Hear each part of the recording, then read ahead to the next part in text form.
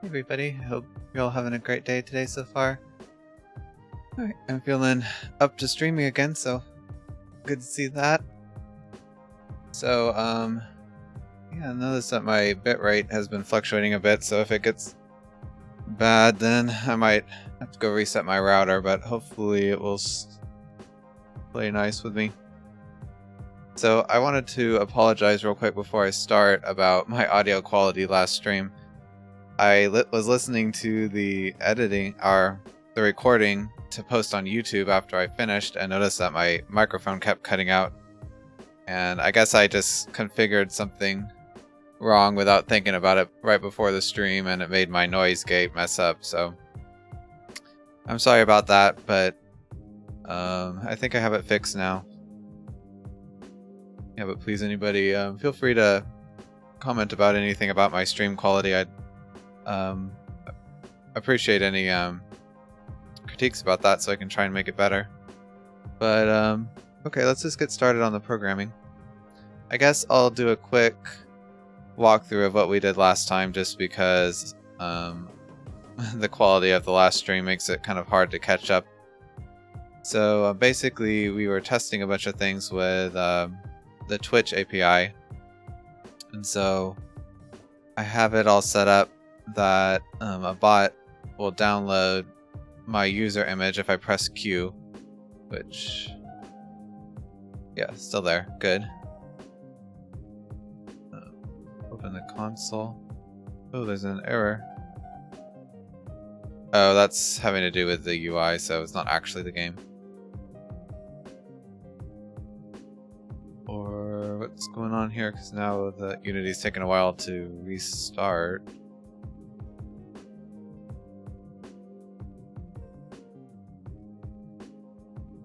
Okay, that's strange. Now it's like frozen on me.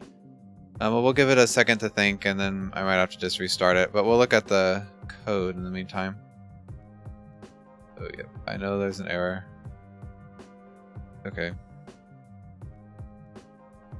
Okay, let me take care of this real quick. I don't know what information is going to show up, so I'm going to switch to another scene. Not a great start.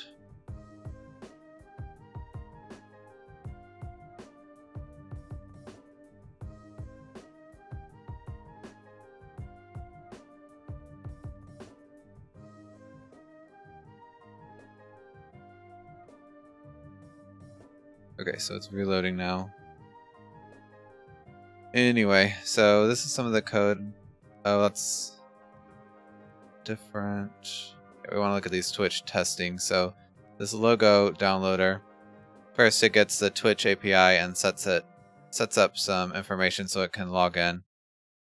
And then when we press Q, we just ask the Twitch API here to call this get users function when it receives a response from Twitch.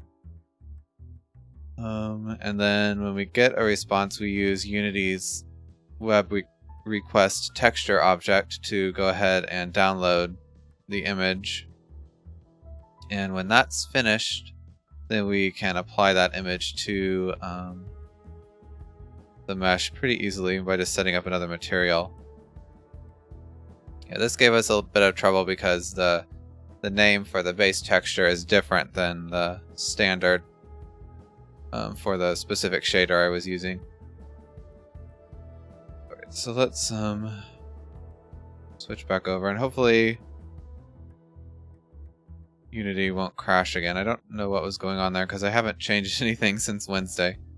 Okay, so object reference not set. Something about the UI elements, which I'm not sure why that would be causing an issue.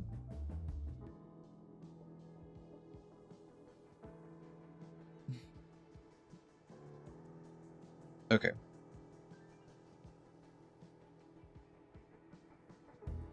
So I don't know what's going on here because this didn't happen last stream, and even when I was working earlier, this didn't happen, so I don't really know.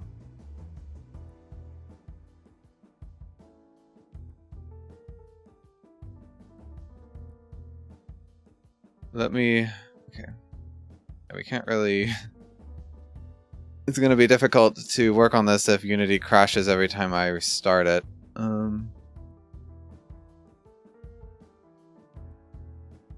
Okay, well, let me try just the other scene.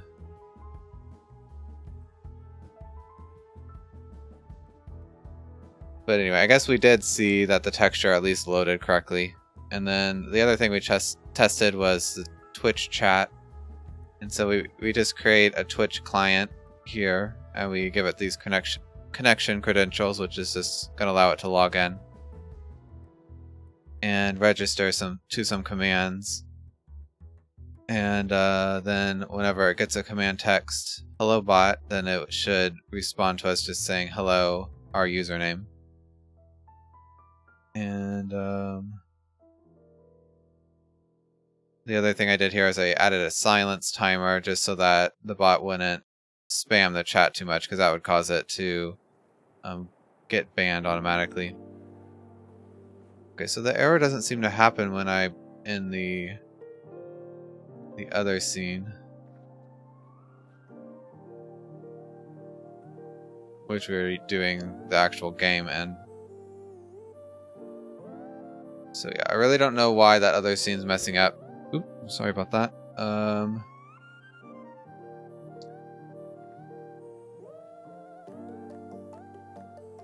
Okay, well, I do want to show the chatbot working correctly, so I'll go ahead and just switch over there, and then... Okay, so the error didn't happen this time. I guess I won't complain about that. Okay, so yeah, if we press Q, it will download the logo, and then I'll type in !hello bot into chat. And yeah, then it will respond to me, hello, Ned Makes Games. So obviously people on YouTube can't see that, but I guess I'll just drag this window over. So here's my Twitch chat.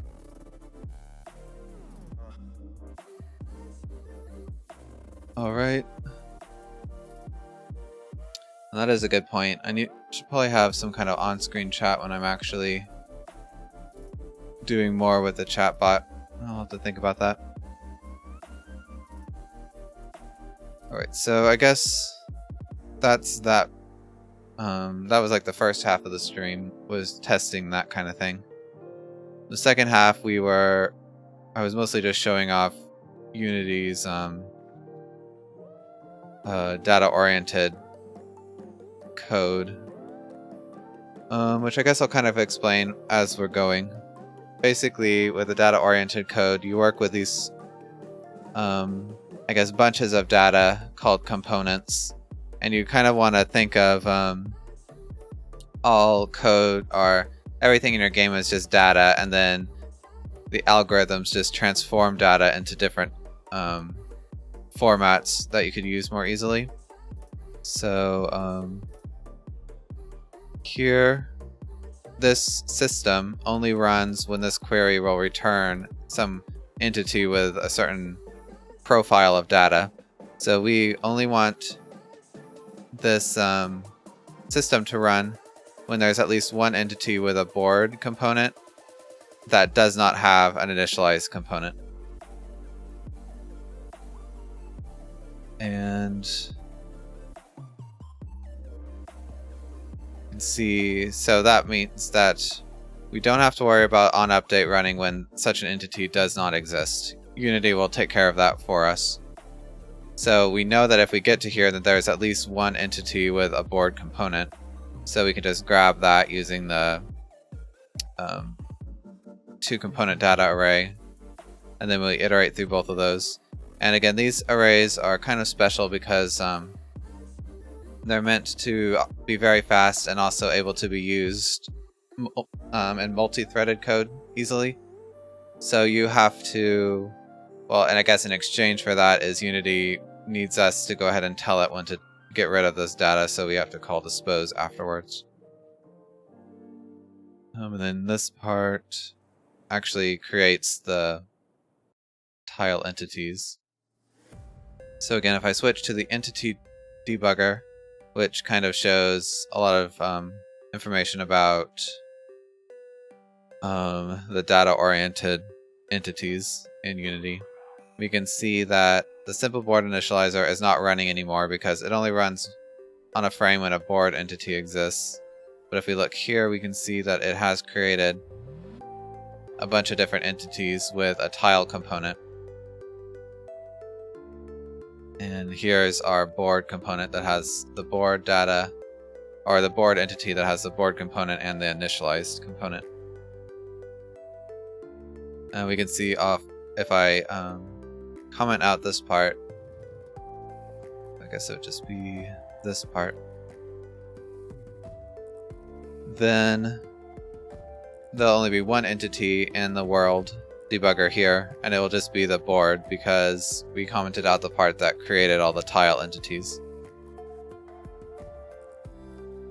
Yep, so that's exactly what I expected. Now, one thing I put in our to-do list is I wanted to fix up the board initializer because this code is not very efficient. The one problem, or I guess it's not really a problem, but one wrinkle of Unity's data-oriented I guess they call it the data-oriented technology stack, is that whenever you add an entity or delete an entity, it slows down all the other systems that have to look at the entity list because it has to like refresh everything. So what you want to do is use something called an entity command buffer, which you basically just tell it that at some later point you want to execute all these commands at once, and then Unity will do that all at once, and it knows that while it's executing the command buffer, it won't have to like keep the entity list up to date until the very end. So that's what we're going to do here. So I'm going to go ahead and grab, let's see, since this is just a component, okay.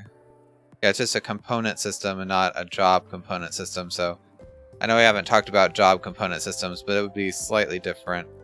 I think here I can just use something called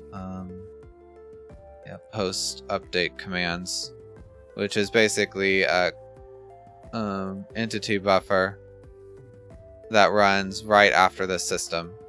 So that will be okay for here. So to do that, we would just call post update commands.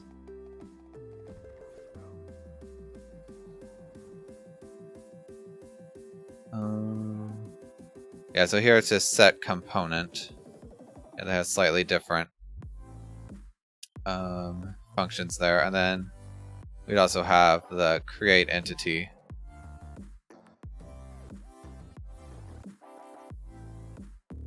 Yeah, so this is really all we have to do for that, and then I'll also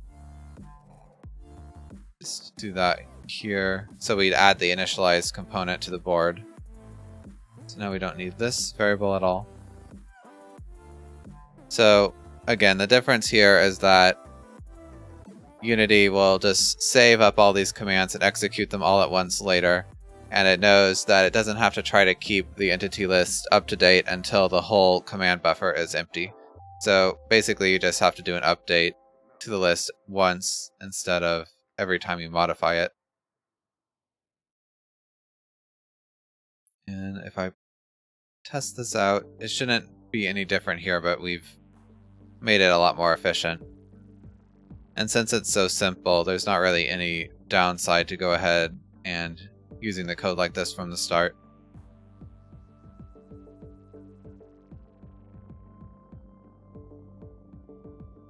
All right.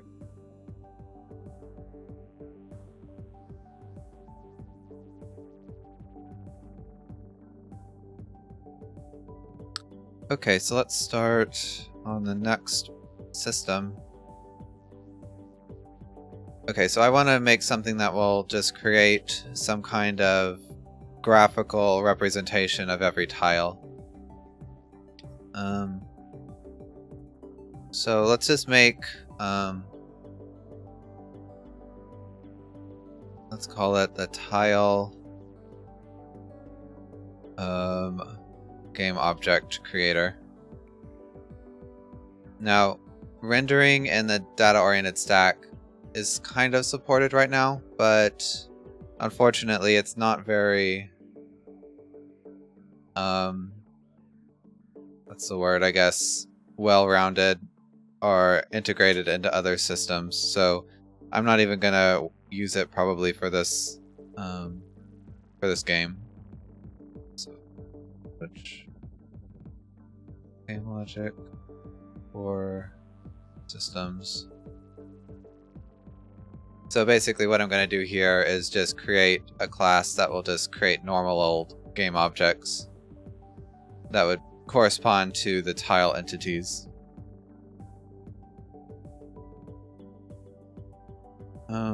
What we'll probably want to do, there's two ways that we could tell the system to run. Either we could create some kind of event component and then it would wait for those events to run through, or we could do like we did to the board and have like an initialized component that we add to the tile. That's probably what I'll do. It doesn't really, I don't think any approach has much, well, they both have different upsides and downsides, so you can really go with either, I'm trying to say. Okay, so let's just make another, I don't really want to call it initialized because this is more like we're creating the graphical presentation, so maybe I'll just call it presented.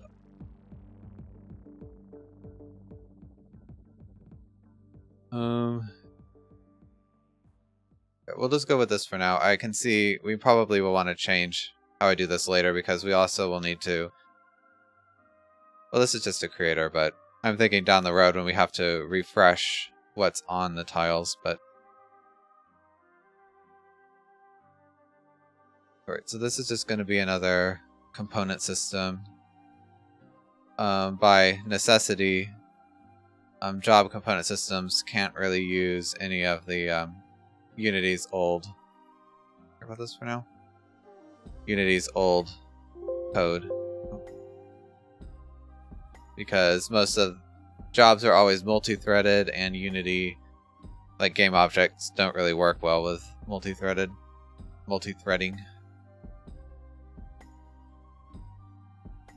Alright, so,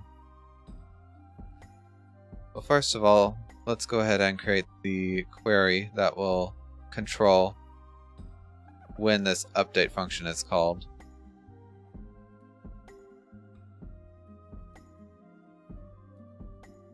Basically going to be the same type of thing as before. We'll just call this update query. And update query equals new. Or is it just get entity query? Right. And then we need to pass it an entity query description. And we want this to include all entities with the component type tile. And we're only going to read any data on this component. And that becomes important later.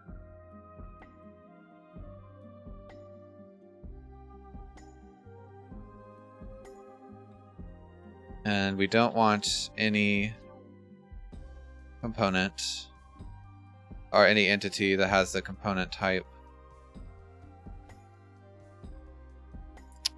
presented.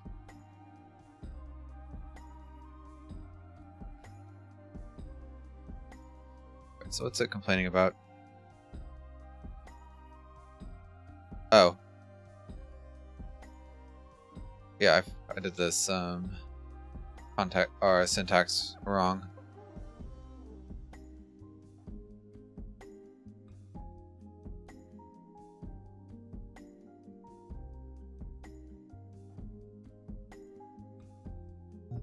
So I think, oh yeah, and then we need to call require for update.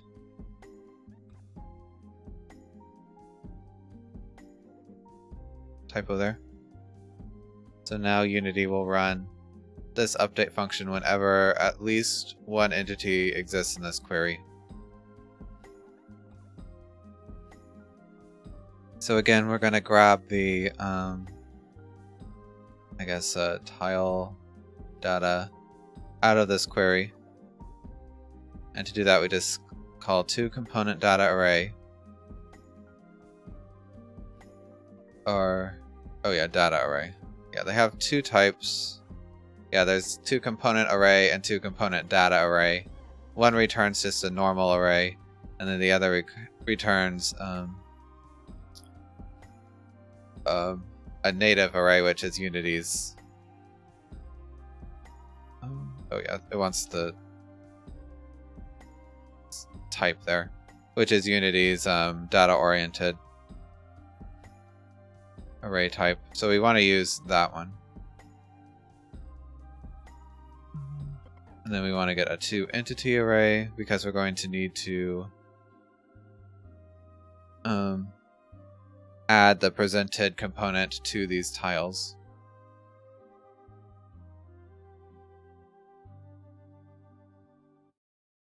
Okay, and then for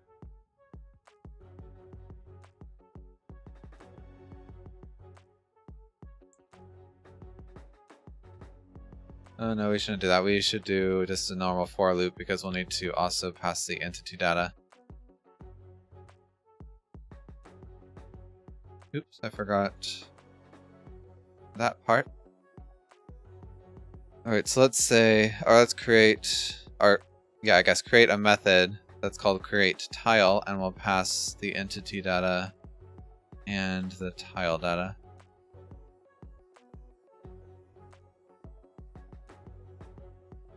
And yeah, create method. And then down afterwards we need to dispose of both of these data arrays.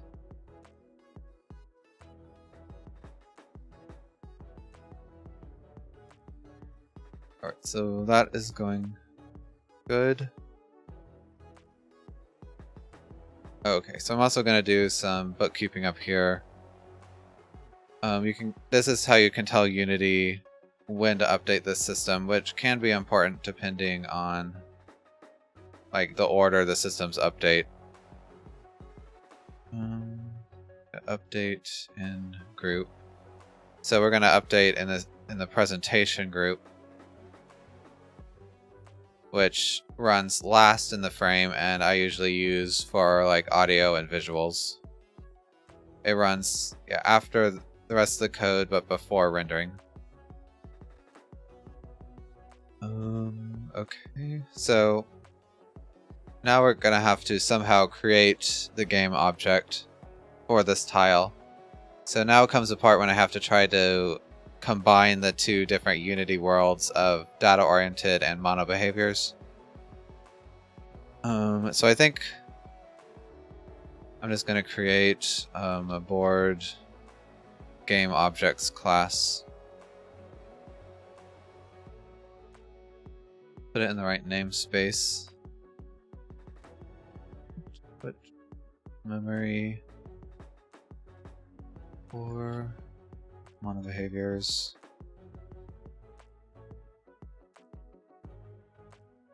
And I don't think this is even going to need any methods.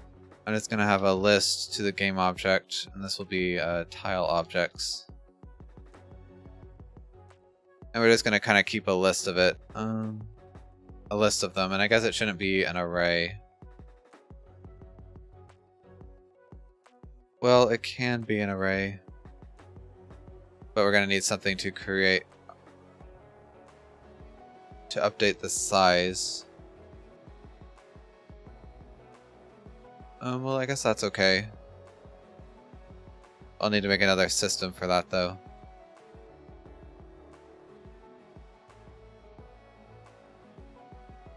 Okay, well, that's fine. Okay, let's go ahead and do that real quick. So I'm gonna just make another system, and it will be the board game object creator, which won't actually create any game objects at this point in time. But later on, might...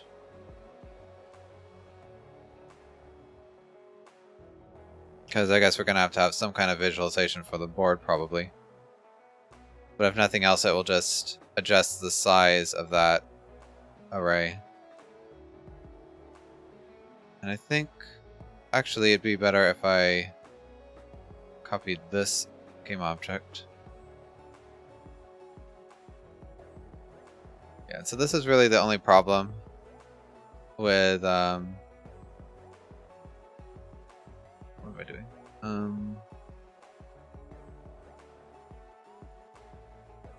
Yeah, with the data-oriented design, in my opinion, is that you end up, because you want every object to kind of do one thing and one thing only, you end up creating a ton of different classes.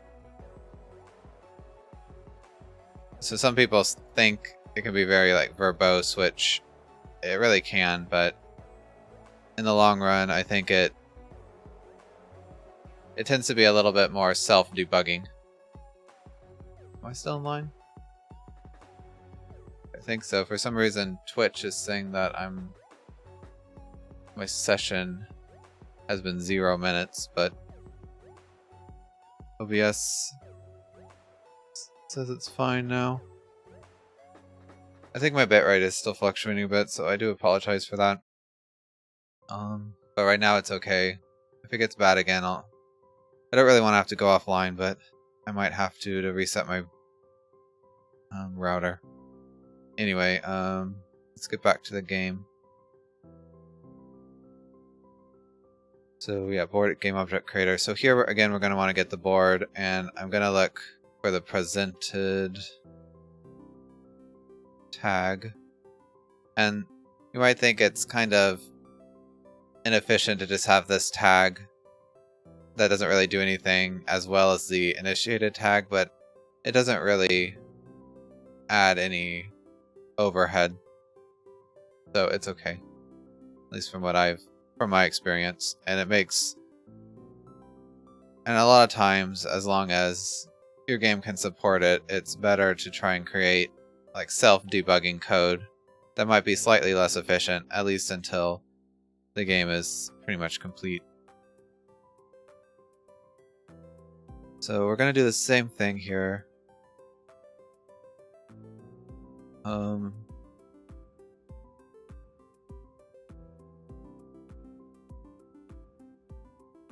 But we only have one game object array, so there's really no point in initializing to multiple different boards. And then again, this also doesn't take into account the board changing size, so we'll have to deal with that at some point. Probably using an event system would be the way to do it, but I'm not going to worry about it just yet.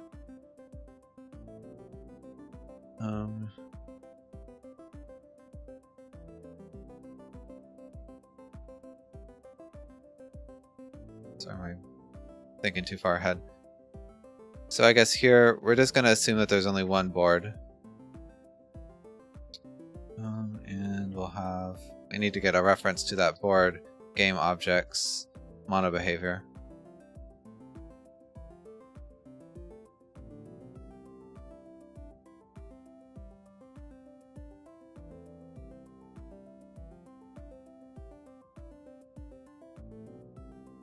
Did that?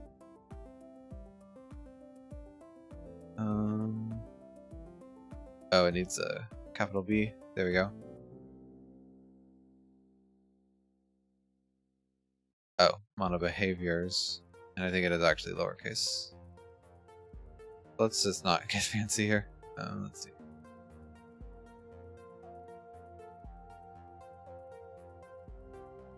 Okay, so it was... Oh, I see. I need to fix this folder to have a capital B.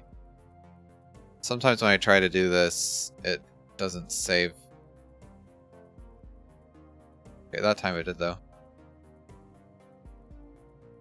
Anyway.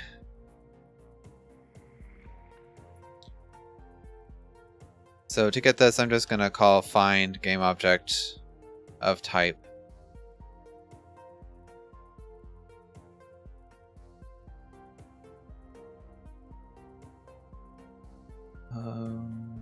What's it called? Find object of type, okay. And what this does is basically just search through the Unity scene to find any game object that has this component. Which is not efficient, but we're only going to do this once when the system is created, so... That also... Okay, another issue with this is it also assumes that this scene is loaded when this game object is created, which might not be true. How do I want to try to fix that? Because I'm sure that there's going to be more than one scene in this game. Or will there? Because really there's just going to be the board and then maybe like a menu that we'll put on top of it. Okay, well let's just assume that the game is going to be one scene. Yeah. If not, I mean there's ways to get around it, so it won't be a huge deal.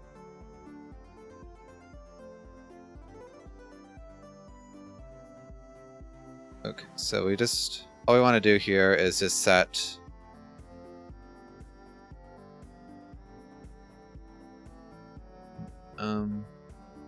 okay, so another issue I'm thinking of is that if there's tile objects in here and we just reset this array, then all these tile objects would be lost and they'd hang around in Unity forever because mono behaviors aren't destroyed.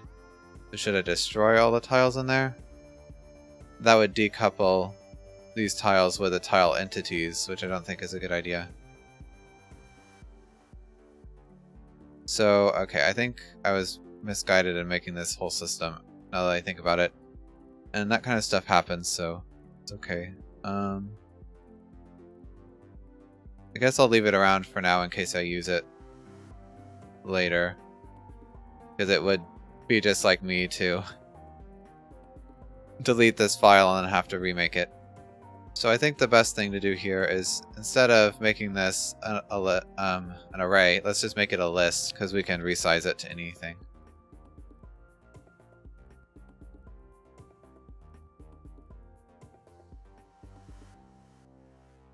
And then this can just be created on Awake.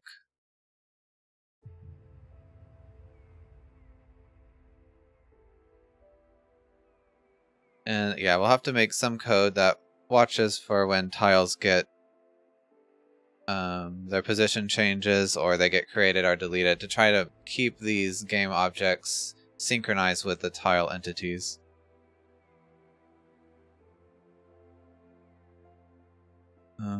But yeah, I won't worry about that for now because I basically just want to make a game that we can go through one round, and then once we finish that, we can go and try to deal with starting up another game round.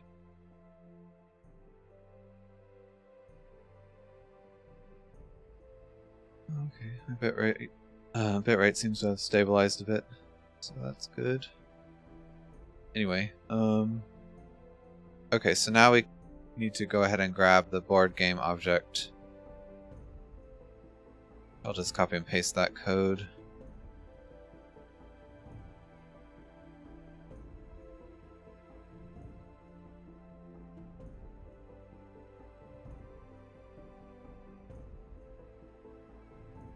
And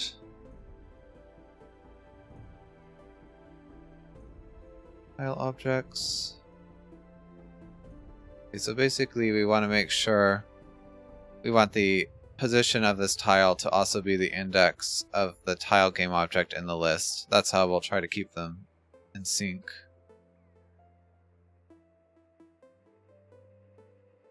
But yeah, before we even try to add it to the list, we should somehow create it. I think I'm just going to go ahead and add a game object here for the tile prefab.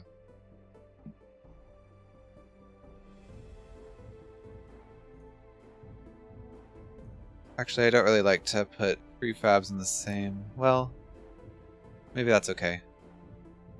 I might change it later. And then transform. If I can spell.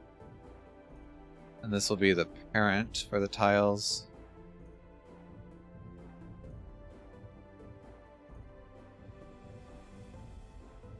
Okay, so we'll get tile game object will be object instantiate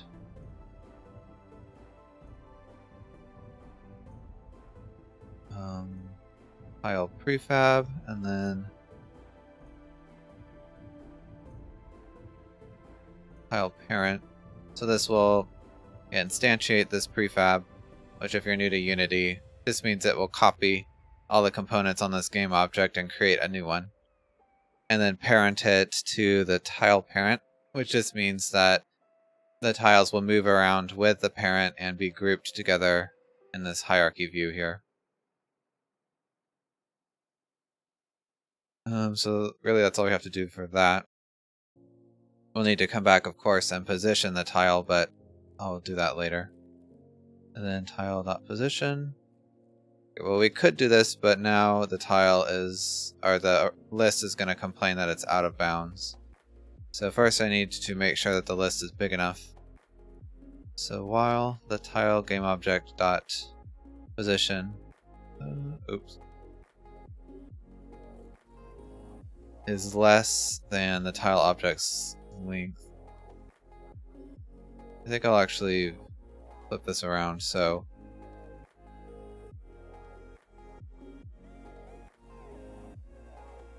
while the list is smaller than or equal to the tile position, then we're going to need to add on to it.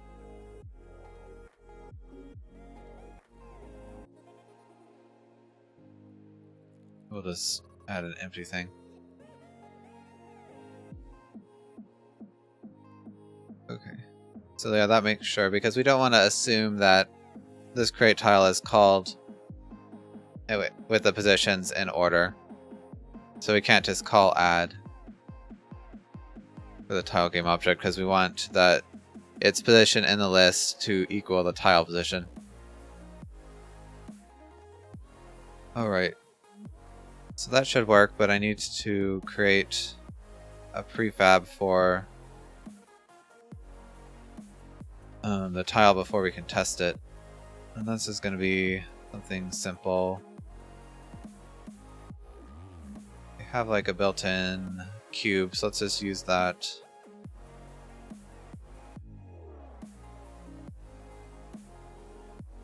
I think that's fine, and I'll just drag it to the prefabs. And I'll just call this tile test. Go ahead and delete it out of the scene.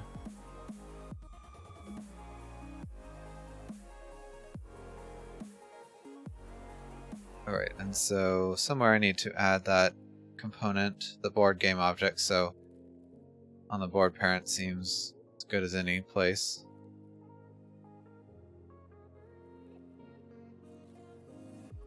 And we'll drag the prefab up here and then just tell parent.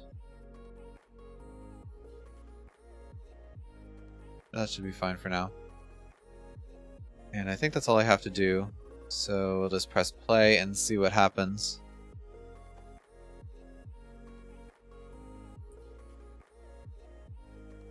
Okay, so the tile tests were created. Obviously they're all overlapping each other because we don't set their position. But there should be... yeah, I should name them so they... okay, so they're being created endlessly, so I need to stop that. Oh, it's because... yeah, I forgot to add the presented tag to the tile, so let's do that real quick.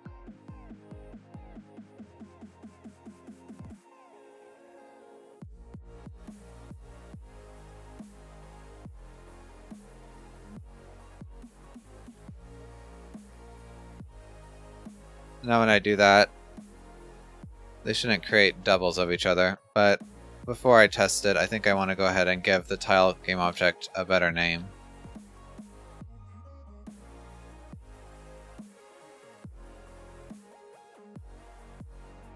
let's just call it tile.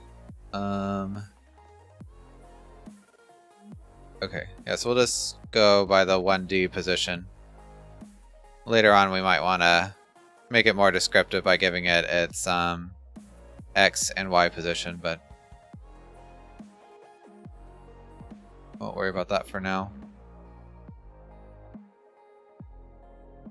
Okay, so now it's tile 0 up to 24, which we know since it's a 5x5 board that we have 25 tiles here, which is correct.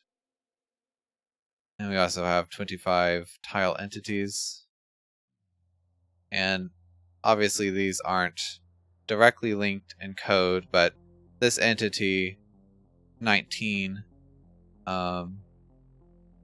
is corresponding to this tile 19. So whenever this entity 19 changes, we'd want to also change this tile 19 game object in the future. Obviously for now they're not even positioned correctly, so we need to get on that. Let's get isometric so it rotates a little better. Alright, so to position it, the tile game object creator, I guess could do it because normally I'd want some other, well, again, the mantra is that every system should do one thing only. So technically, it probably would be better to make another object position these game objects, or another system position these game objects. But again, we'd have to keep on adding components to it so it wouldn't duplicate. So I think I'll just go ahead and add or position it in here, and we'll see later on if it becomes more complicated. We'll have some other system that will deal with that. Okay, so let's say position.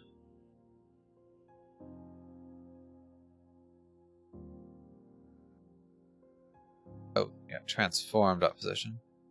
And I'm also going to just kind of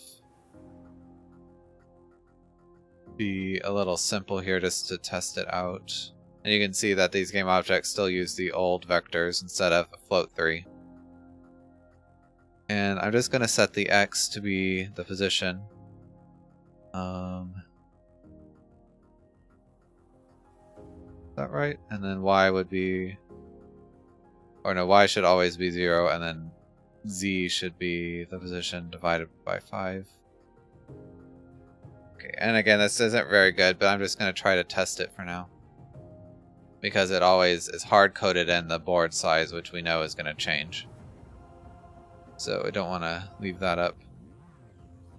Okay, and we can see that they're at least not all stacked onto each other, but you can't even tell the difference. So let's make them spaced apart a bit more.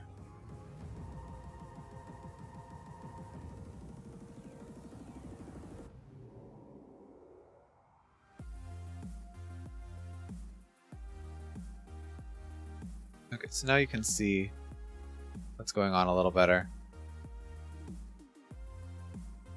This, that's tile 4, so I guess 0 starts here and then it goes like that and then downwards, which is fine. But we can see they are in order, so that's good. Okay, so we have some simple tiles here now.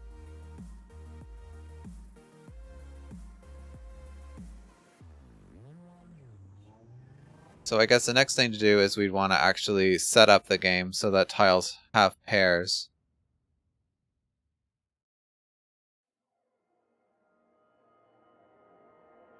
Well, that's a good point. So a 5x5 board, I'll need to look up the rules of concentration a bit because a 5x5 board obviously has an odd number of tiles, so one tile wouldn't have a pair. So I guess you couldn't play with a 5x5 board, or that extra tile just wouldn't have a pair, which might be okay.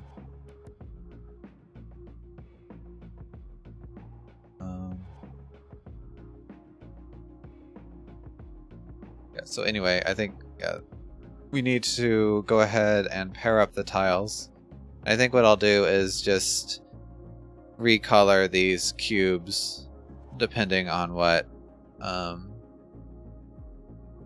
quote image is on them for now. We'll worry about downloading the user images at a later point because that's not really required for the actual game. First of all, we should probably fix this up a little bit because it is hard-coded. And maybe also instead of 5x5 so we won't have to worry about unpaired tiles for now. I'm going to go ahead and change it to be a 4x4 board. So instantly if I do this, then that hard-coded positioning is going to be thrown off. Yeah, so these three should be down here.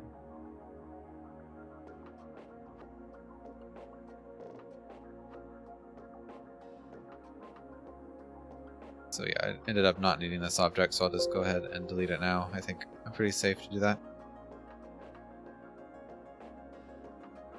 Okay, so if we just change this to 4, then at least the positioning will be correct again. But obviously we can't do that all the time.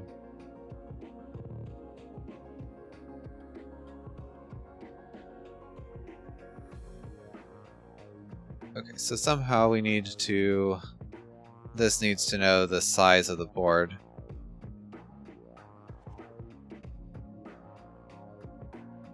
So I now need to decide, should we always enforce only one board, or if I don't, the tile needs to be tied to a board so that it knows which board to use.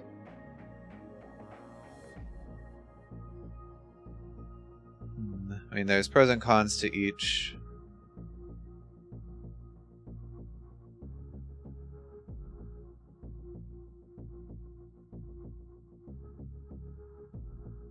Just trying to think about what I'd rather do. I mean, obviously if we allow more than one board, then we could have multiple games playing at once, but I don't know if that actually is something that we'd want to do.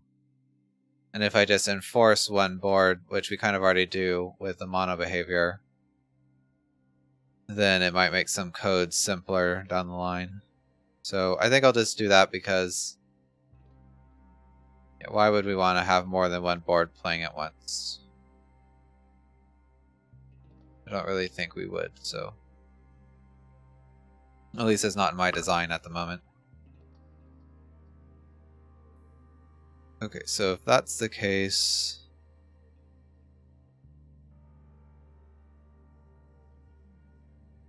the simple board initializer, well, this can kind of stay like it is, but we need to enforce one board.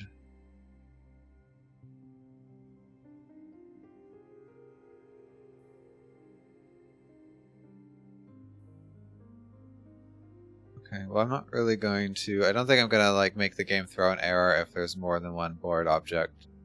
But we'll just always use the first one.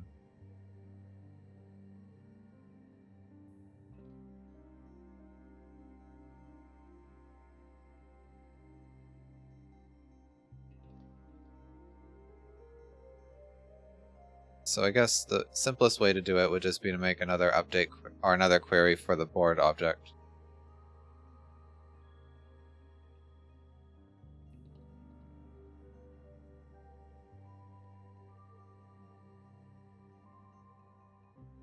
Another thing is also I could just make the position be X and Y for the tile instead of just an index. That way it wouldn't even have to care about what the board information.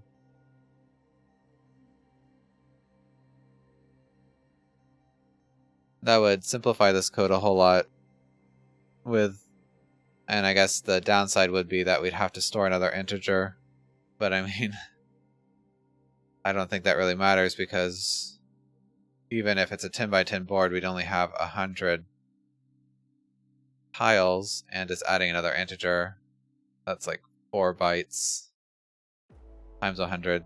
That's like barely anything still, so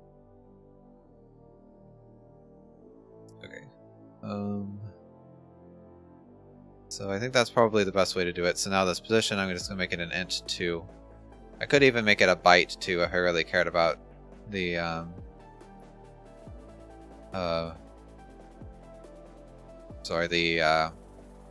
memory usage that much. Yeah, this is gonna, I think, help a lot of things because now before anything that ever needed to use the tile position would probably also need to know the board dimensions. So, oh hey, Big Bird Justin, how are you doing? Yeah, I think you're. Yeah, I think I know who you are. I don't know if I don't want to talk too much about personal stuff on stream, but yeah, thanks for stopping by. I do appreciate it.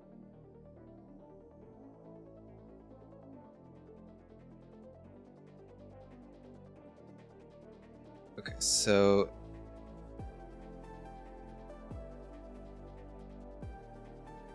into 2 position.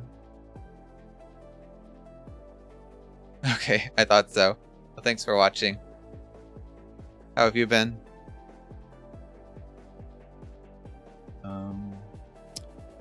Yes, let's go ahead and change over that. I think now Unity is going to throw an error. Yeah, because it says it can't convert an integer to an int 2, which is pretty obvious. So where did yeah, the board initializer is where that was initially created. Okay, so here it actually doesn't throw an error because if you try to cast an integer to an int 2, it's the same as doing this, which is good in some, or that actually, which is good in some respects, but we don't want it to work like that.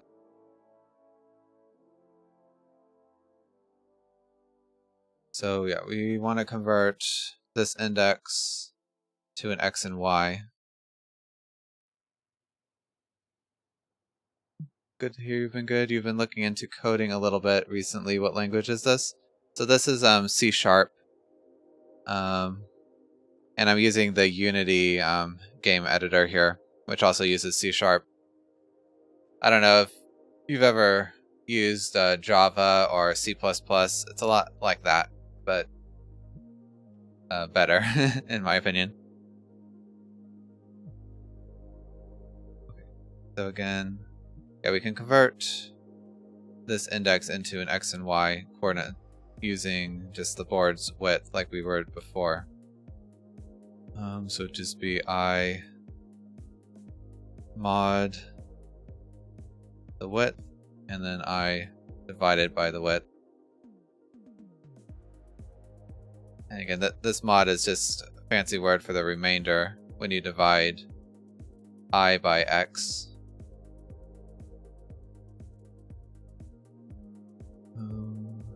Still gonna throw errors because yeah, I didn't actually fix any of these bugs.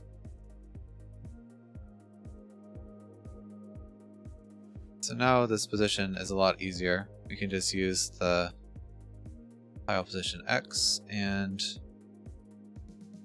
y. Okay, and I guess the only issue now. Okay, so this is interesting because I was trying to make this easier by not needing to know the board's information to put it into an array. But now I see that I kind of still need the board's dimensions because I need to flatten these 2D coordinates into a 1D coordinate to put it into this array like I had before. So, yeah. So now we have benefits and drawbacks to either system, which unfortunately is how it goes a lot of times.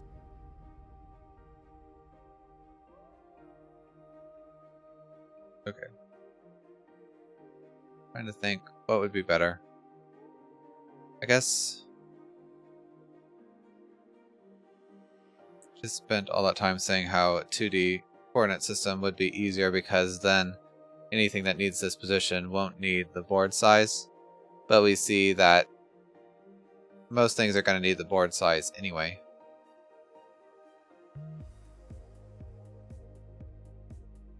So yeah, it doesn't actually help much. So I'm going to revert the changes that I just did. And now we have this issue again.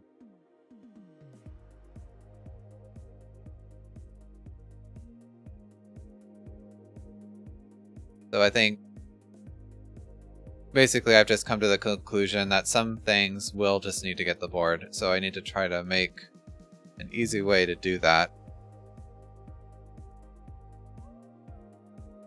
And I think the easiest way is just to query the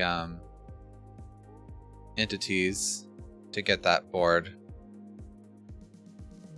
like I was starting to do before I thought I had the great idea to switch to 2D coordinates.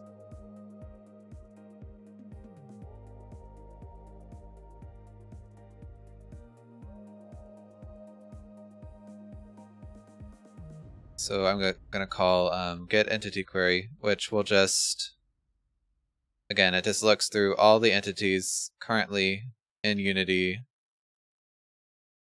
and we want it to get, this time we don't care if the board has been initialized or not, we just need to get the board. So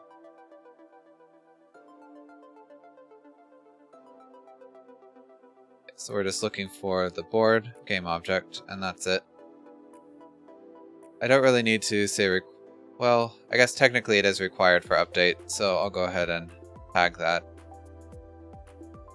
Because we do want to make sure that there is some board that exists before we call this function. And this will be the board data equals board query. You might wonder, why can't I just use the same query for both of these? And it's because one entity won't have both the tile and board component attached to it, so we have to have two separate ones.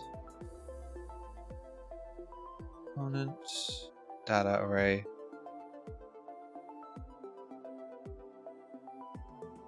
It needs to be temp job as well. And I guess I'll just pass the board dimensions here.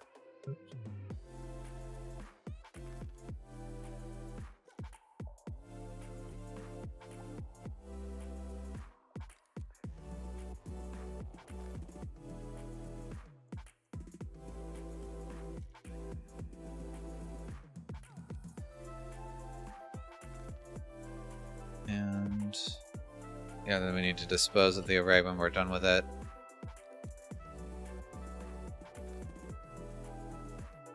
Okay, so now that we have the board dimensions, we can finally get rid of this hard-coded 4.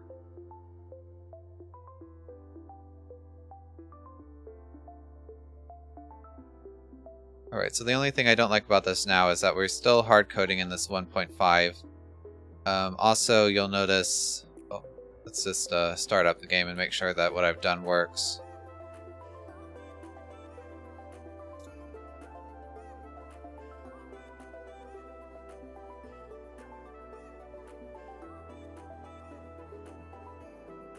Okay, so yeah, we can see the tiles and yeah, they're spread out correctly. Let's go ahead and test it with a different sized board, so I'll change it to 5x5. Oh wait, let's make it odd. Let's do 5x7.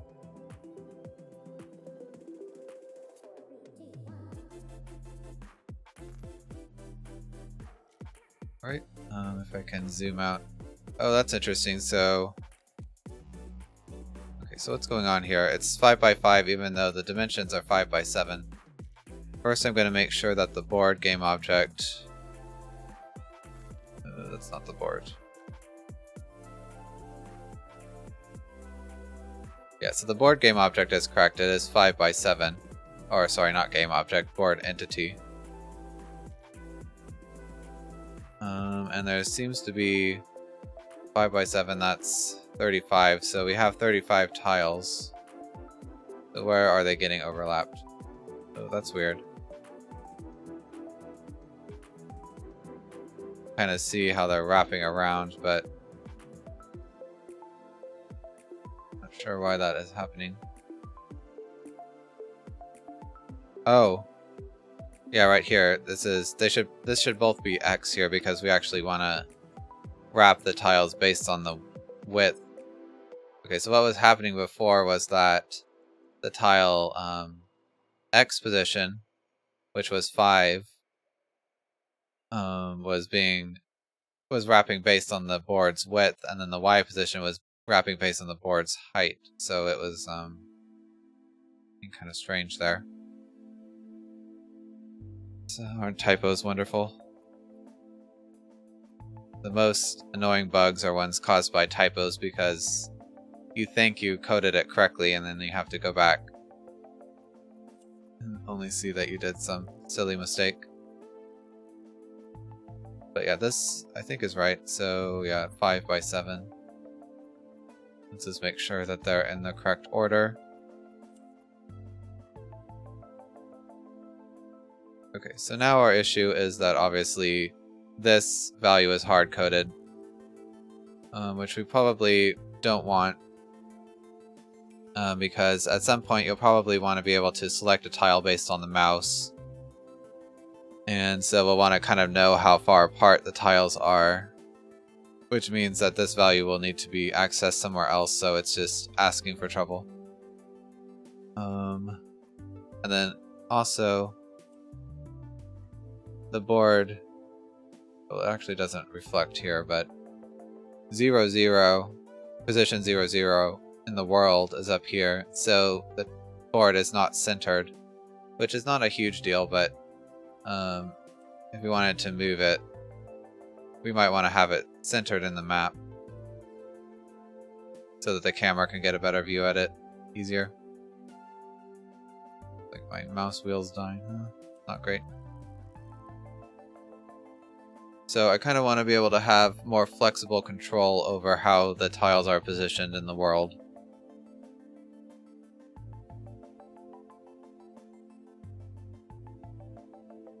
I think first of all, I'll center this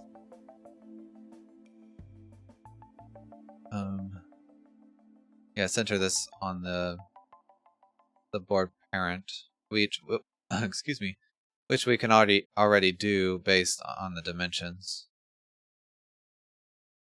So that would just be minus the board dimension by half. And this time we actually will use the height because we want to switch everything, or scoot everything up by half the height. So spread this out a little bit so it's easier to see. But first I guess I'll make sure that works. So now they should be centered on this. Now that I think about it, I hope you guys can even see the grid on stream. But it will be centered in the world now. Or hopefully, anyway. Okay, so that's interesting. It's actually not.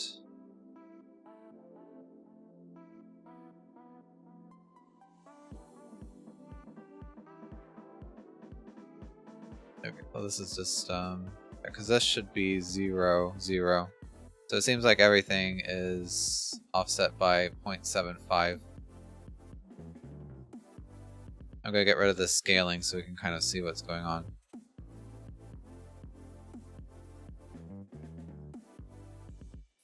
Probably...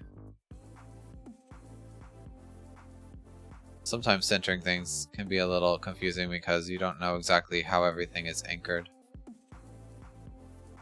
Now it's hard to see, but this is the center, and yeah, so it's just off by half. So how does that happen?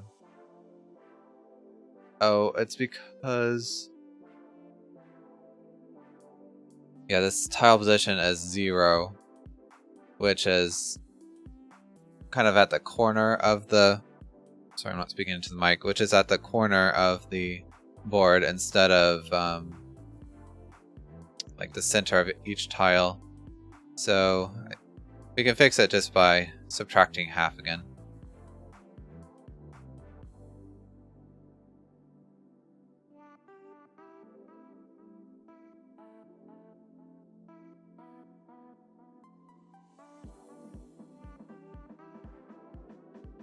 Okay. I think I did it backwards. I should have added half.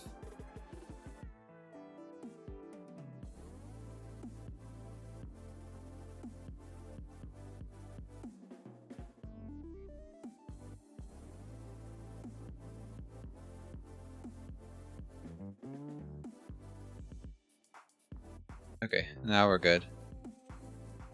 Okay, so yeah, this light is in the middle of the scene, so we can kind of use that as a guide. But now you can see it's centered over that. And that's 0, 0. Obviously, the scaling, I still want to be able to adjust somehow. And it's going to be kind of like constants in the world that I want to be able to edit. So I found a good way to do that is just to create like a, I don't know, a world constants class, which will just kind of have I guess constants about the world position, basically. Let's put in the right namespace.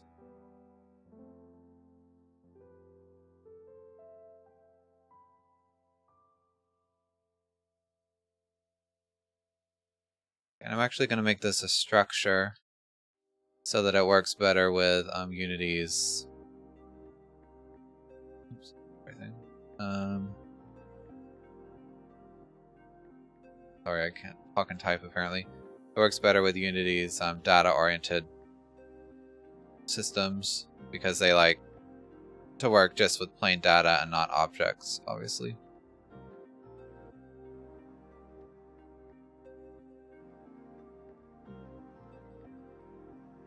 Okay, so let's make a float 3, and this will just be the tile center.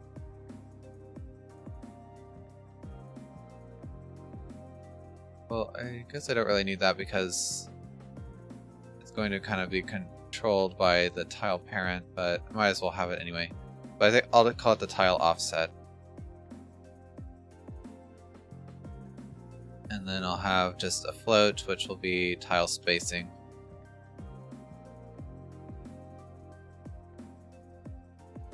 Okay, so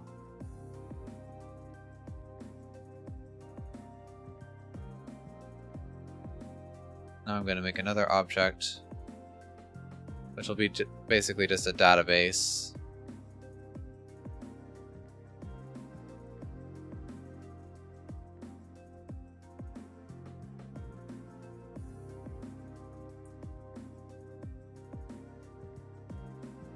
And we'll probably add a whole lot of more,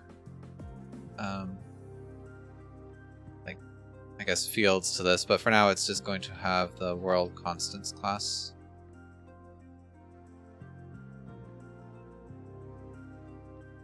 Alright, and then finally, to be able to edit it in Unity, I'm going to have a database. What do I want to call it?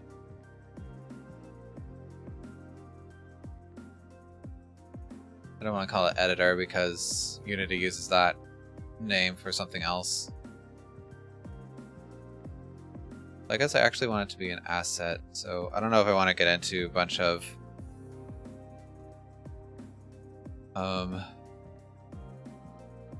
assets or dealing with assets too much in this game or in this stream.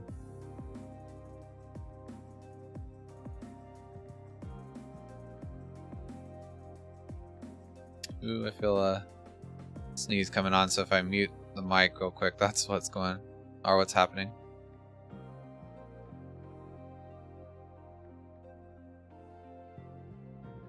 Sorry about that. Okay, but anyway, this asset is actually going to be a serialized object. Is that the right name?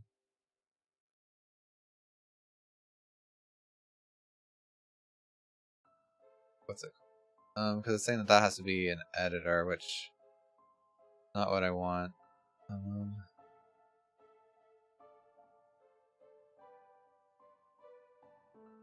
Let me, I've done this before in another project, so let me look that up real quick.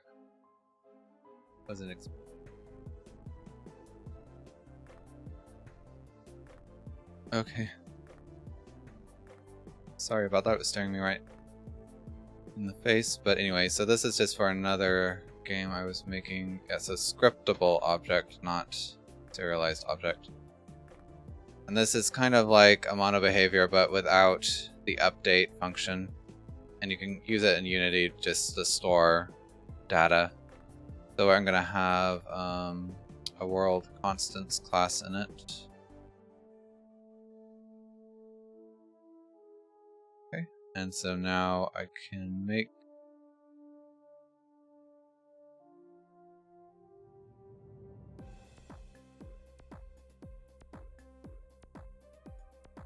to this database, and I want to be able to create a serialized object based on it. Does Unity not have that out of the box? I thought it did. And this is something I don't do all the time, so I can't always remember exactly how it works.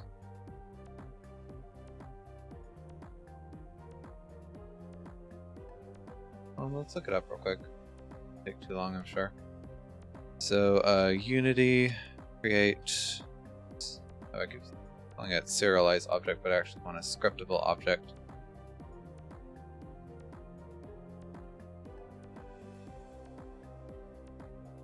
I think you used to have to be able to. I mean, you used to have to write your own code to do it, but.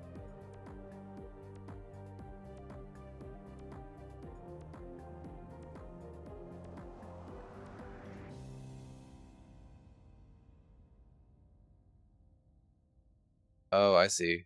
Okay, so they did make it simpler. Oh, that's what this tag is for. So create asset menu. If you add this to the object, then it will allow Unity to make this asset.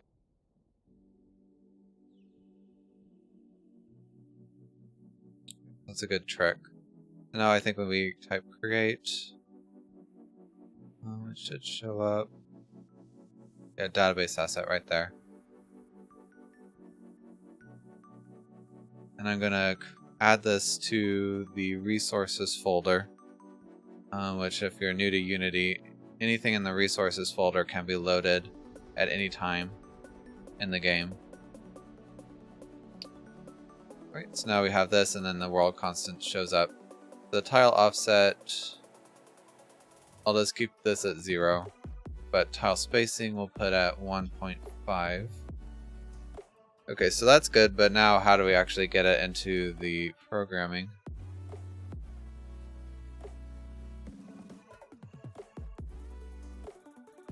Basically,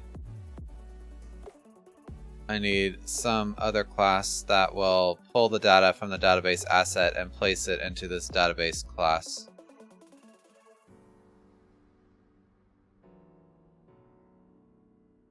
Which do... That'll need to be a system.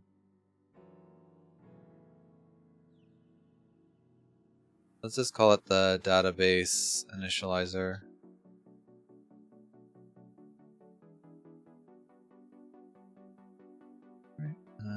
I wish that... I mean, there probably is some way that I can get the namespaces to be generated automatically. I would just have to go search for it, so I haven't yet.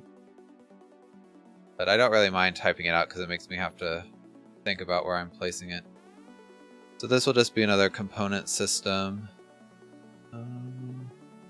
Oh, it's not showing up because we don't have the namespace up in our list here.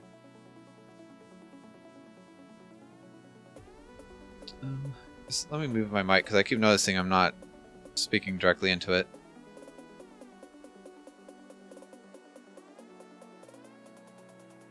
Right, I hope that's a little better. And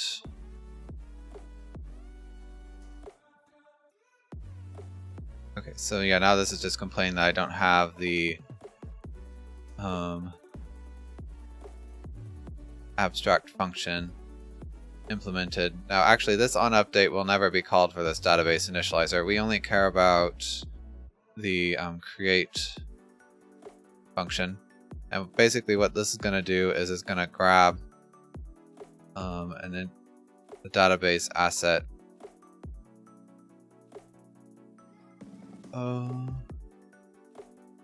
Okay, yeah, this will be fine for now. We might actually want this to run earlier than onCreate, which I know how to do, but I don't know if I'll need to do it yet, so I won't worry about it.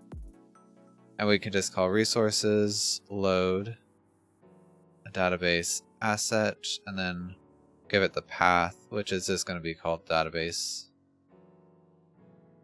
And it will search any resources folder for something called database. And then from that, we'll need to actually create the database object. I should probably rename this. Name this.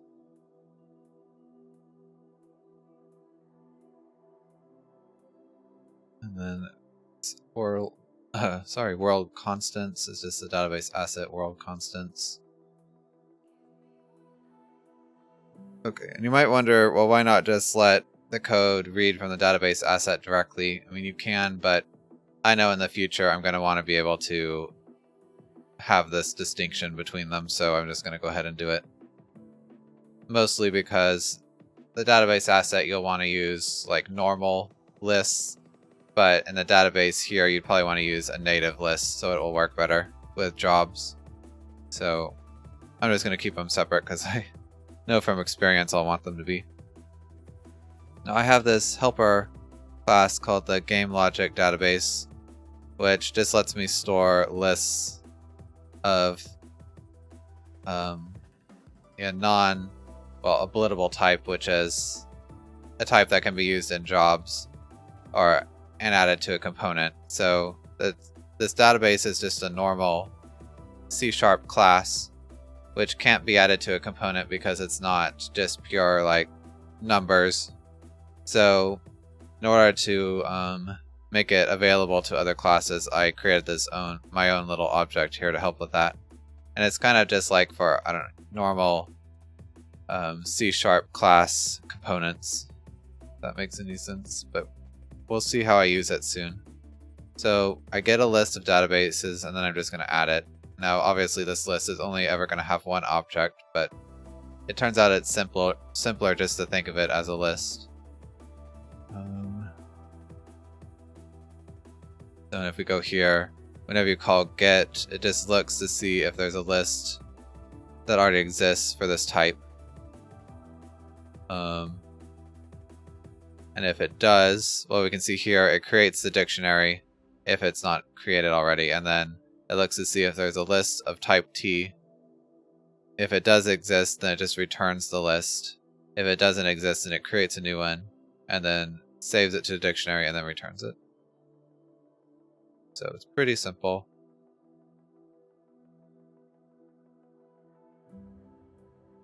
Alright, so anyway, now, where were we? The tile game object creator. I did all this just for this spacing.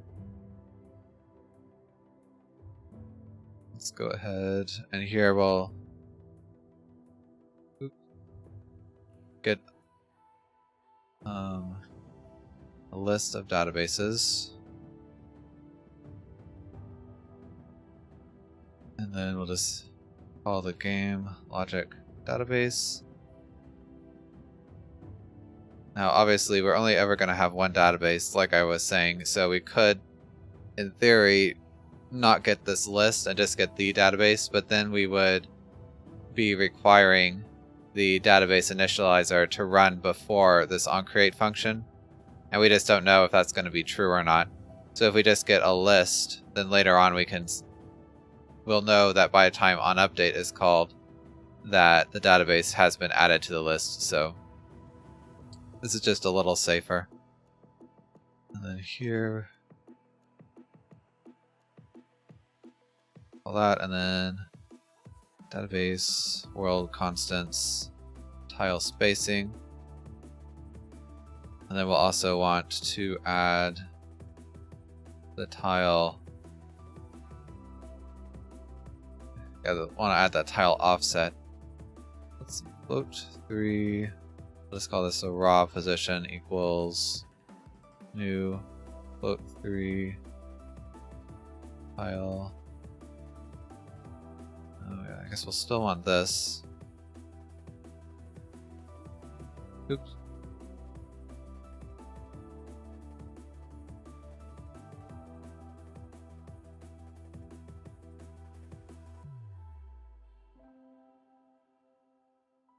I guess I'll go ahead and write it out just for clarity. But then we'll also want to add the offset.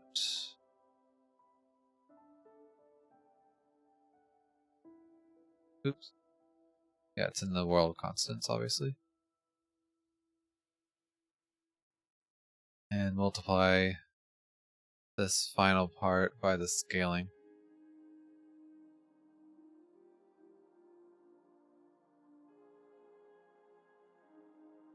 I mean, yeah, I don't know if we want to add this after scaling or not, but for now it's 0, so we'll come to that or fix that bug whenever it's an issue.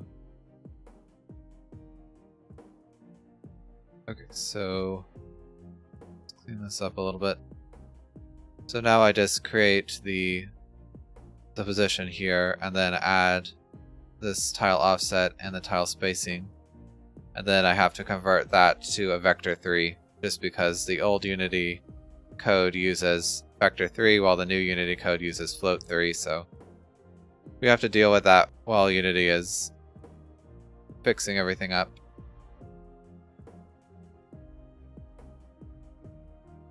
Okay, so now that all that's finished, let's test the game and see if it works.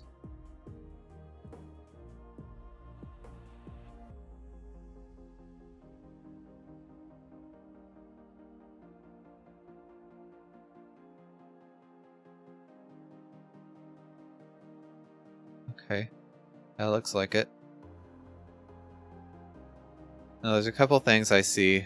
Doesn't have anything to do with this, but that I want to try to fix. One, the database initializer is running in the simulation system group. I'd rather it run in the initialization system group. And two, it's running even though it doesn't do anything, so I want to try to fix both of those.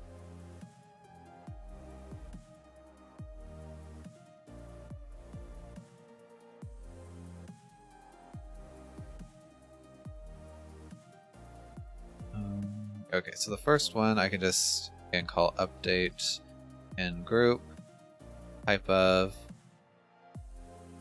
initialization system group.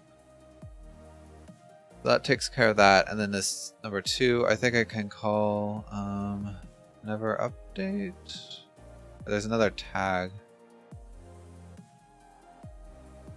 Disable. No, that's not it.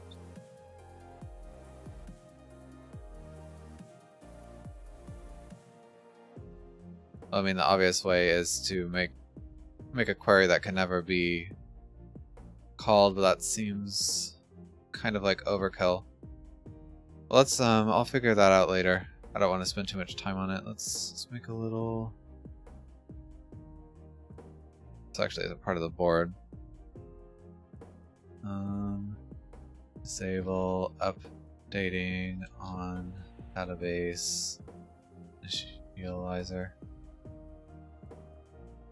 Always have trouble with that word. Alright. Okay, we still have 30 minutes. Let's see, what can we do in that time?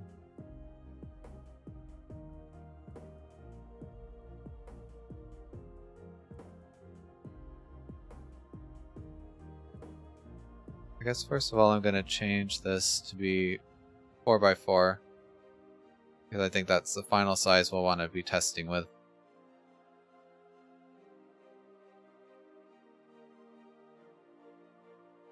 And I guess we might as well make sure that this database is set up correctly by just putting in some dummy values. So let's slide everything over by 3 and then make the spacing a lot more.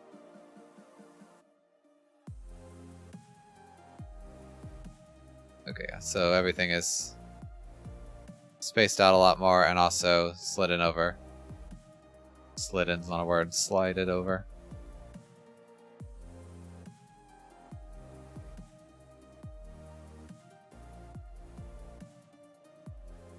Okay. So it looks like we've got tiles created. Oh right, we were gonna try to create pairs. Okay, well I don't know if we'll be able to finish this in 30 minutes because it might be a little bit more complicated than at first glance, but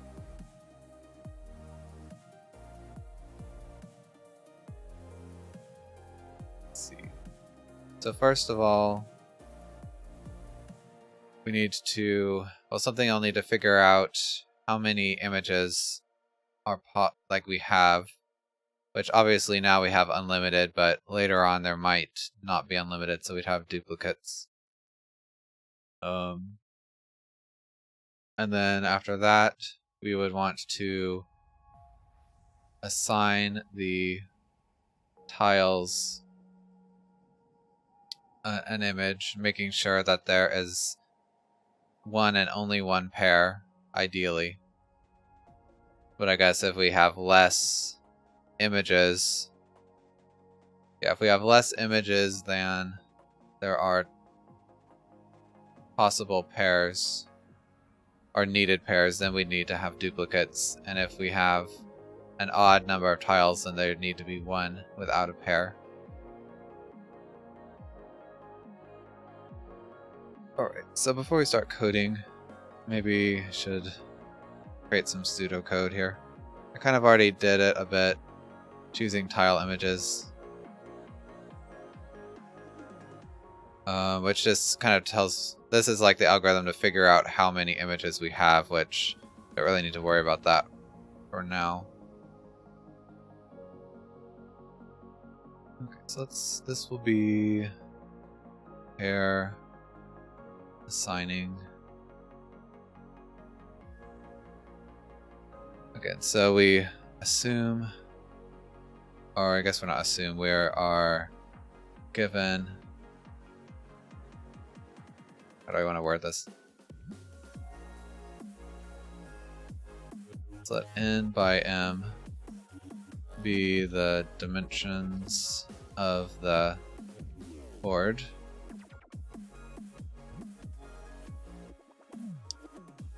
And then let's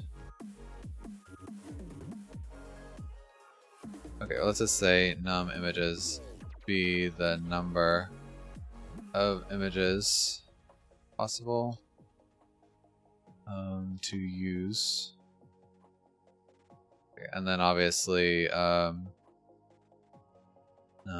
tiles equals n by m, which is the number of tiles on the board.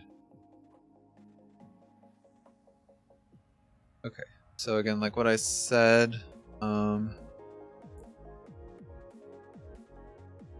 we also will have num pairs is the floor of num tiles divided by 2, which is the number of needed pairs. But I guess that's true, but then if we have, like I said, if we have an odd number of tiles, then we'll need one more image for the unpaired tile. So I'm trying to figure out the best way to do that. Well, I guess num pairs is fine, but we also will need like needed images equals, yeah, the ceiling of num tiles divided by 2.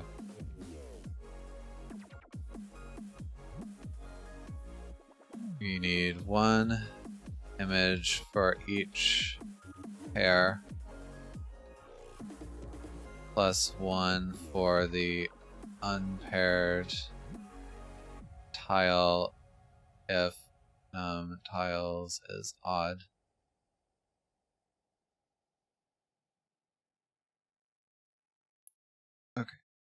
So I guess the algorithm would be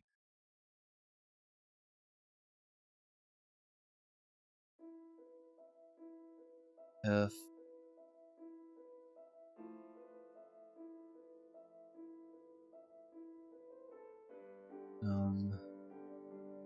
so what did I say before? Basically, if we have less images than needed, then we'll have to duplicate.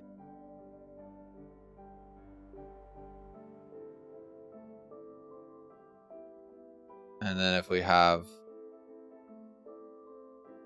less images than needed, wait, that's what I just said. Then we'll have to duplicate, yeah.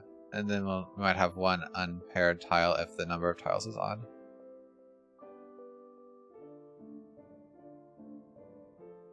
I guess, yeah, that's not really an issue.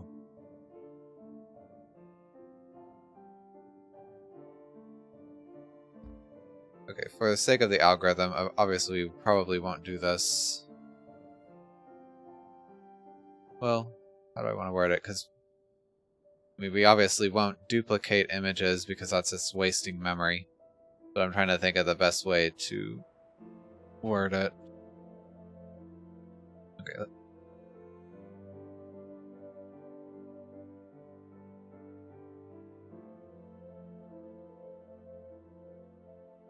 What we'll do basically, I think, is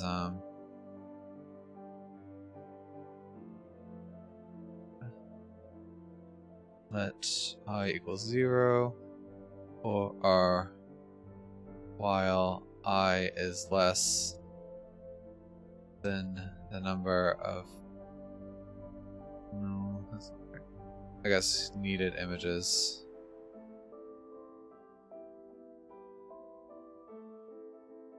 Pick one image. Or it'll be if all images, let's say it this way, if there is at least one unused image. Oops, sorry about that.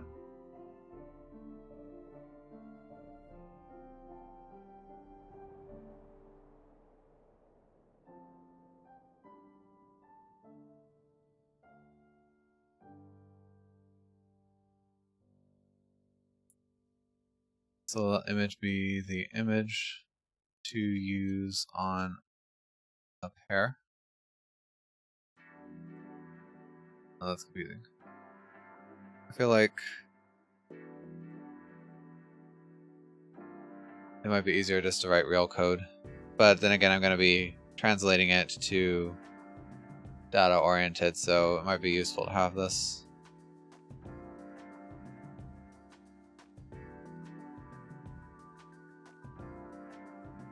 Actually, let's do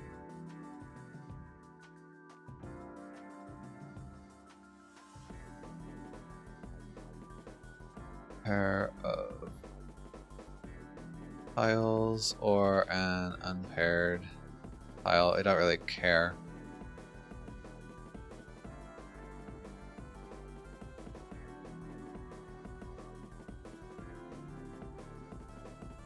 Chosen from a list of tiles not assigned an image.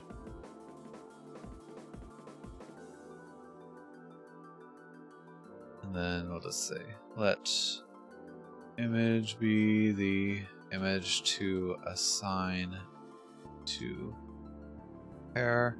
And then if there is at least one unused image, set image to that to one randomly chosen unused image. And then otherwise set image to one randomly chosen image. Can't type. Yeah, so basically if there's any that are unused, we want to choose that, but if there's not any more, then we'll just choose any random image.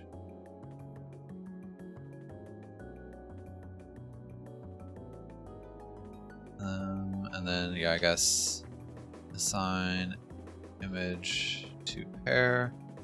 And then I guess that's it. Then I guess we'd remove pair from the list of unassigned tiles and tag image as used. So that's probably fine. I mean, obviously we could clean up this, but I think that's how the algorithm's going to work. Now we need to figure out how we'll store all this data in entity form.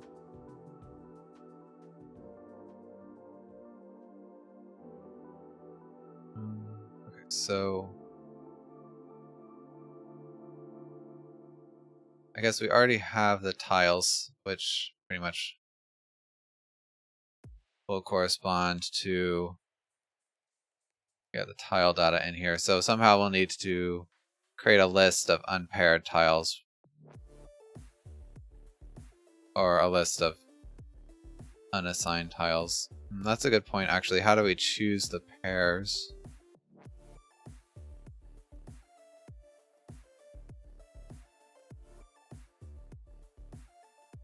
I guess we should pair up the tiles first and then assign images to them. I mean, I guess, does it really make a whole lot of difference? So again, let I equals 0 while I is less than num tiles divided by 2. I guess this can just be num pairs, actually. Oh, I also forgot to say increment I, obviously. Probably a better way to do this is to say while there are unassigned pairs. That way I don't have to deal with this variable. This is pseudocode after all. While there are unpaired tiles,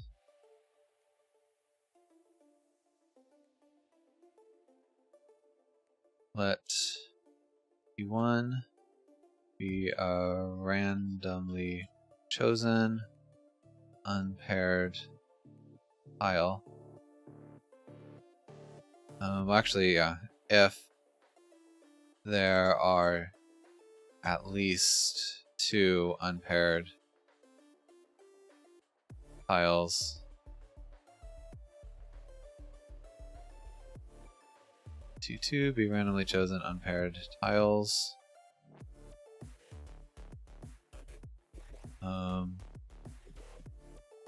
Pair T1 and T2 and add them to the unassigned list. Then otherwise we'll just let T be, oh well, that means that this would be the only other tile. Let T be the last tile. And then this will just be add T to the unassigned tile list.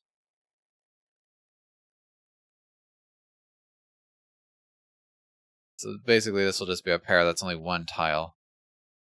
But I think that's how I'll at least represent it in the pseudocode.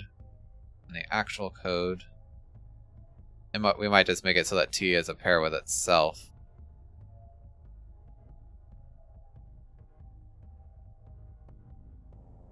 Yeah, and it depends how we do the actual game. Like if somebody finds the unpaired tile, I think that it would just be left over forever until everything else is picked. Or we could make the unpaired tile do something special. Or we could just make it so this will never actually happen in the game, because we only allow even numbers of tiles. We'll have to think about it. But I think for now I will allow for an unpaired tile. Anyway.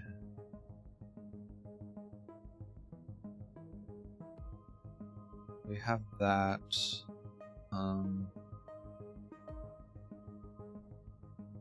Let's make another component. This will be something like user components, because in the actual game the images will be tied to the Twitch quote players. I guess they are really players, no need for a quote, but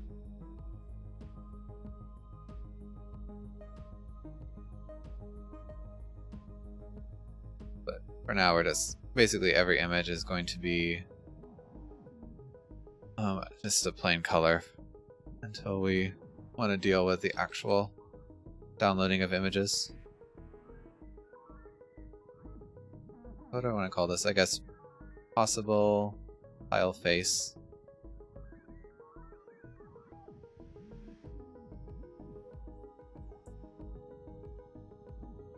And I guess there's even like a question of does this need to actually be an entity? I guess so, because the possible tile faces will change as images are downloaded. So probably best to do it like this. And what data will...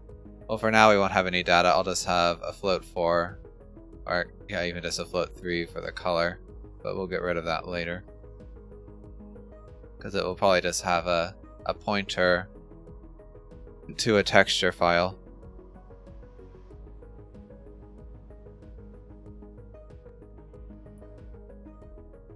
Okay. And now we need... So can we break this algorithm up? So I guess we can have an algorithm that pairs the tiles, which probably is useful to have an entity for every pair. I wonder how useful that would actually be.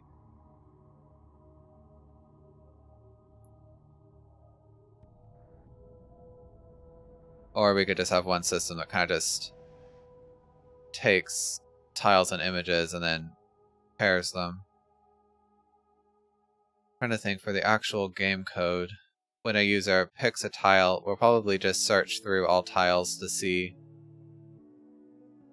if it has the same image, because yeah, that's true, because like if we do have duplicates, you don't have to find the tile that was specifically paired to this other tile. It'll just need to be something with the same image. Yeah, so I don't think we actually need a pair component.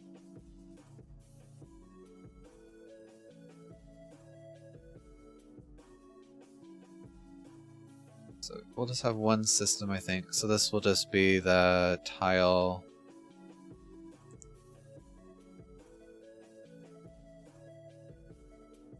I guess that's fine. And what it could even do is just assign the numbers to the tile. And then something else would like actually assign those to images. I don't know if that really matters, but we'll see.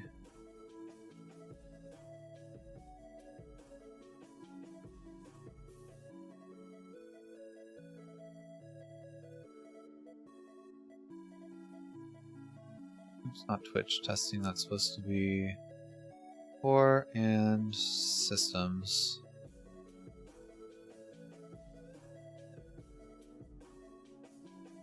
And I think we probably will use jobs here. This might be our first, well, this will be our first job component system.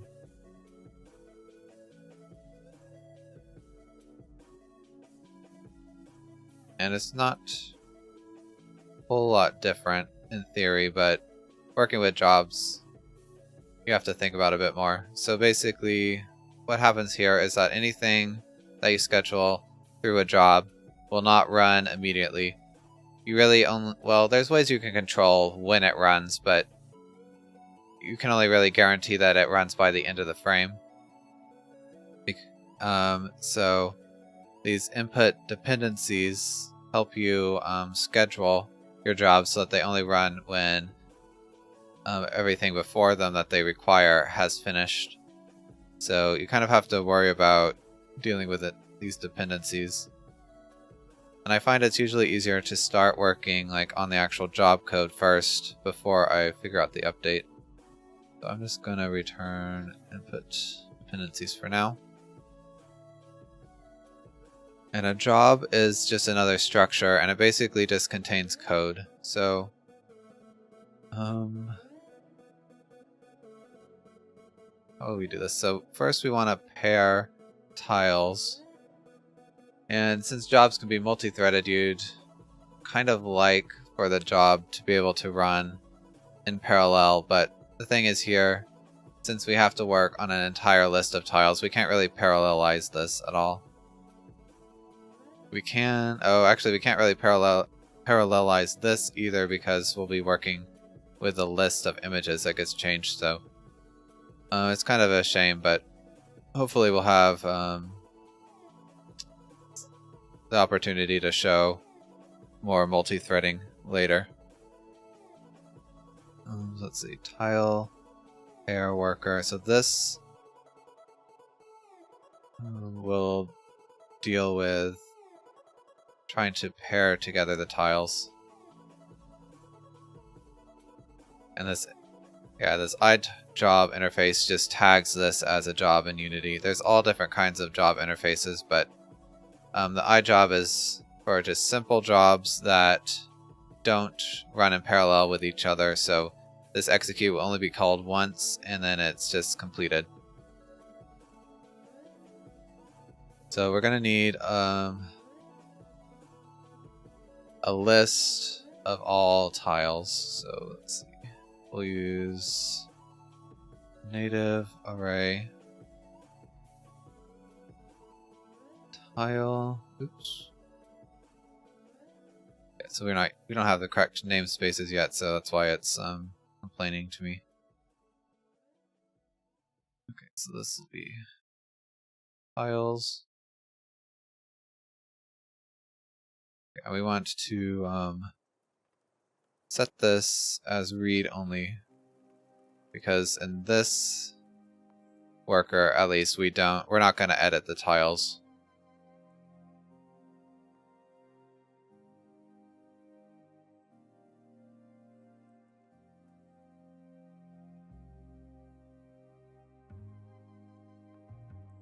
Okay, so we have that, and somehow we're going to need to pair them together.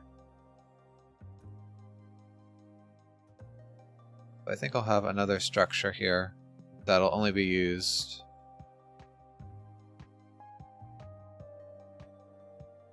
And it'll just only be used in these jobs, which will just be tile pairs.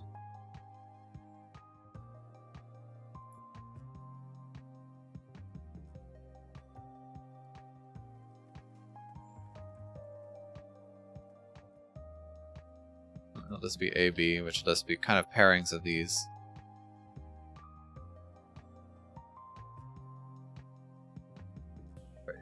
And also, one thing that's always a trouble with data-oriented, or not really data-oriented, but multi-threaded code, is that random number generators don't work at all with multi-threading. Because if you think about it, they're a sequence, so they need to be called in sequence, so things that run parallel don't work with a random number generator. I only bring that up because we're going to need one for this algorithm, but thankfully, like I said, it's not going to be parallel, so we can just use a simple random generator. I think we'll let it be passed to us so that something else can initialize it. It won't be read-only, it'll be set.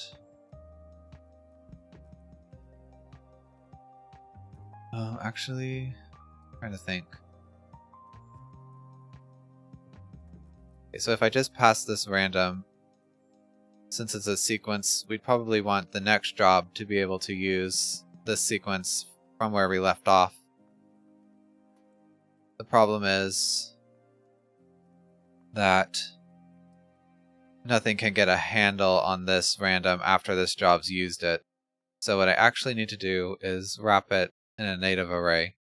And the native array, this is just going to be size 1, but you can kind of use a native array as like a pointer to this random. Oh, I see what's going on. So that way anything that gets a handle on the native array will also have a handle on this random once we write it back to it, obviously. Oh, so I'm pretty much out of time, so I don't know how much farther I want to go on this. But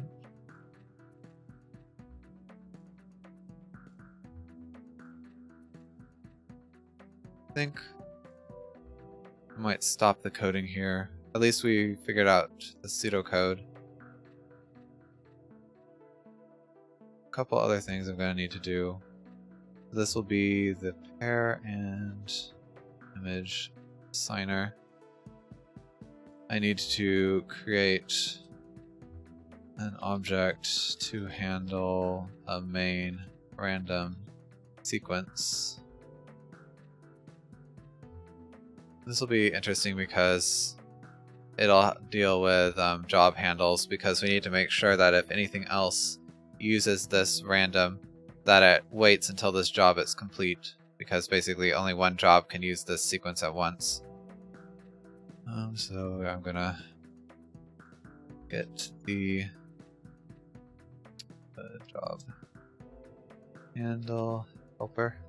So I wrote another class in another project of mine that I want to bring over. And then of course we'll need to implement the pseudocode. Basically what we'll do, I think, is this will spit out a native list of tile pairs. And the next job, which will be struct tile image assignment worker, which will be just another iJob, because again it can't be parallelized. We'll just work on this from this. I guess it will also have that.